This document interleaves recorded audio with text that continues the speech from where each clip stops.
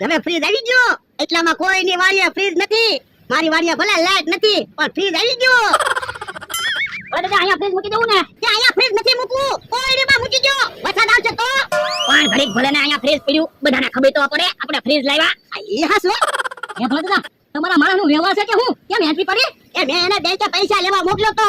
મેં કીધું બેંકની ચોપડીમાં એન્ટ્રી પાડતા છે કે ઈ એન્ટ્રી પાડીને આવ્યો.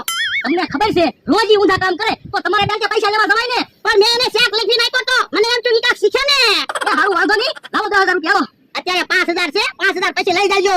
એમ થોડું હાલે, આપણે 10,000 ની વાત થઈ હતી. પણ અત્યારે પૈસા નથી. એ હારું એમ અમરાભાઈ નવું ફ્રીજ તો ખોખામાં ન આવે કેમ? ફ્રીજ નું ખોખું નથી એટલે આ ફ્રીજ ના ખોખાના 20 રૂપિયા વધારે થતા હતા. મેં કીધું 20 રૂપિયાનો તમારે ફાયદો થાય ને એટલે ખોખું ન લાવ્યો. આ ઈ હાસો તમારું.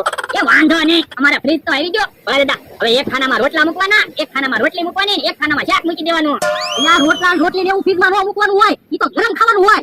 તો આ ફ્રીજમાં શું મૂકવાનું હોય? દહીં, દૂધ, છાશ, માખણ, ઘી એવું બધું ફ્રીજમાં મૂકવાનું હોય, ફ્રૂટ ને એવું. હે ઓય બાપા આવું છું મમરાભાઈ તમે કીધું તે. એ તો આ તો ફ્રીજમાં રોટલા મૂકે. વડદા કાલ સંભાળીને મને 5,000 રૂપિયા આપી દેજો હો. એ વાંધો નહીં. આવો તો જાવ. વડદા હાલો બધાને કહેવા જાવી આપણે ફ્રીજ લાવ્યા. પણ બધા અહીંથી નીકળશે એટલે બધાને ખબર પડી જાય આપણે ફ્રીજ લીધું એમ. હા કોક આવે છે. બકુડો છે. હાલો પેન આવી ગઈ, પેન બોલ પેન આવી ગઈ. કલરે કલર ની પેન લઈ લો.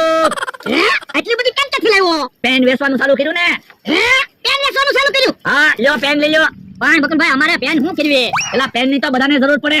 વિદ્યાર્થીને લેસન લખવા જરૂર પડે, દુકાનદારને નામું લખવા જરૂર પડે, ડોક્ટરને દવા લખવા જરૂર પડે અને મજૂરને દાઢી લખવા જરૂર પડે. પેન ની તો બધાને જરૂર પડે.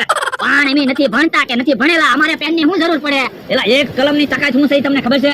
ના ના 2 રૂપિયાની પેન લેવાની ના પાડો. બેંકે પૈસા ઉપાડવા જશો તો બોલ પેન ની જરૂર નહીં પડે. પૈસા ઉપાડવાની વાત ન કરતો. કેમ? આને બેંકે પૈસા લેવા મોકલ્યો તો.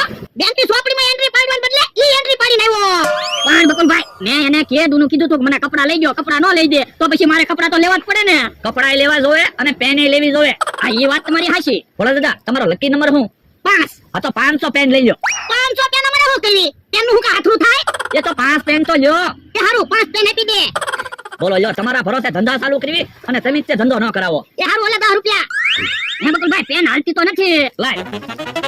હે નવા ફ્રીજે હું લીટા કરે? હે નવું ફ્રીજ લીધું? હા મમરાભાઈ અરે 10,000 નું મગાવ્યું. તો પણ એવા ખોટા ખર્ચા શું કરો? જે વસ્તુ લેવાની હોય એ લેતા હોય તો. તો 5 પેન તો લીધી. એ હારું હું વયો જાઉં કે બીજે ધંધો કરવા. પણ દાદા બકનભાઈ એમ પેન ભૂલી ગયા, આપણે 6 પેન આવી ગઈ 10 રૂપિયામાં. હા એક પેનનો ફાયદો થઈ ગયો. પણ દાદા હવે લો તો હવે કેમ એન્ટ્રી પડે? એ બાપા સાણો મારો બેહને. એ હા કાકા આ તો મને આખી રાત ઊંઘ ન આવી. કેમ? ઓલી બાજુ કેવી વીજળી થતી હતી, મને નકરી બીક જ લાગી. એ બાપા મેં કઈ વીજળી નહોતી થતી, વેલોની વેલ્ડિંગ કરતા